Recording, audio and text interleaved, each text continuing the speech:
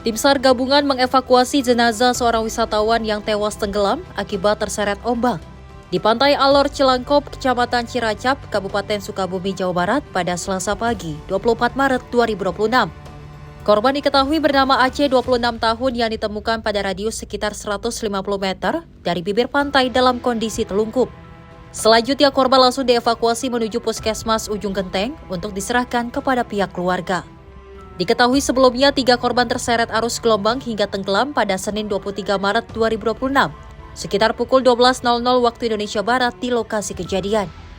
2 korban lainnya yakni Aden 8 tahun dan Ujang Abdullah 30 tahun telah ditemukan lebih dahulu dalam kondisi meninggal dunia pada hari yang sama. Tim redaksi Simpo TV melaporkan.